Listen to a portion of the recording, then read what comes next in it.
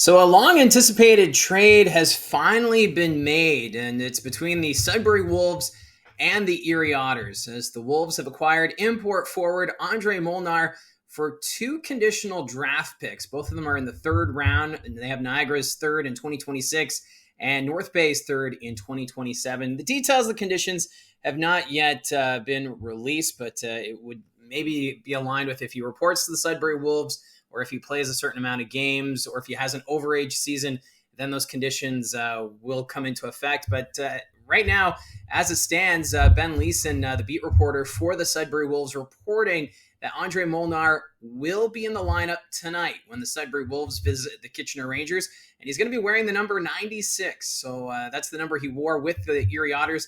And for Molnar, he's a pretty exciting forward. Last year appeared in 66 games, 19 goals, 33 assists, good for 52 points. And in his rookie season in 2022-23, he only had 4 goals, 15 assists, 19 points. But that was in 34 games of work. So Molnar has shown that he does have that offensive flair, a great setup player up front. And this is going to be a good boost here for the Sudbury Wolves. And of course, Quentin Musty returning to the lineup tonight after ending his holdout.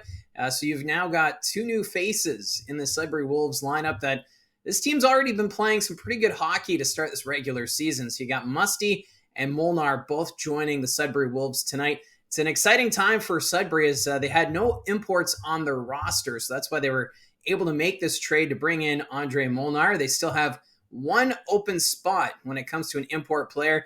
I know it's a long shot that Dalibor Dvorsky would be sent back to the Sudbury Wolves, but I'm sure if you're a Sudbury Wolves fan, you could only hope that that would happen.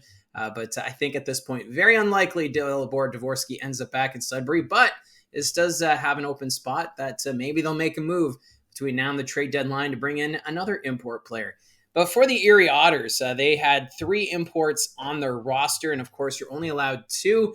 So they've decided to stick with Martin Misiak, who's a Chicago Blackhawks prospect, and Noah Erliden, who has been outstanding in net to start the year for the Erie Otters. So really, they had 3 great options to choose from.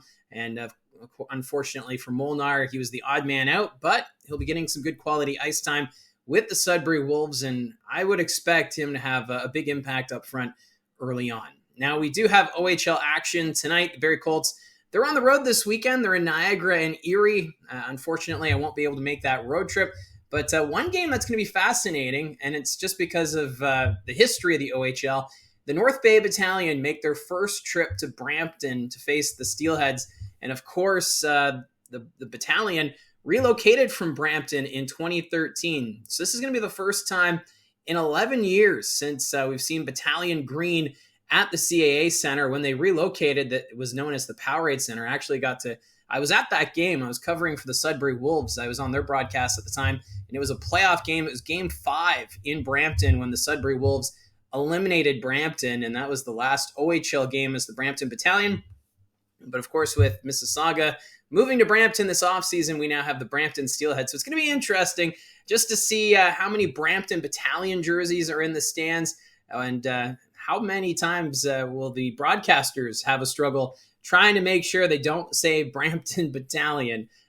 Obviously, it's a pretty solid crew that's going to be covering the broadcast tonight between the Steelheads and the Battalion. But it's just a little twist when you're in broadcasting and you get it in your mind. You got to try to make sure that you don't say the line. I've even said it a few times here on the channel when talking about either the Brampton Steelheads or the North Bay Battalion, just because having Brampton back in the circuit, it kind of brings back the memories of the old Brampton Battalion. I know it was tough at times early on when you'd have the Niagara Ice Dogs and Mississauga, and trying not to say the Mississauga Ice Dogs. So that's the tough part when teams move around and they keep the nicknames from their previous locations.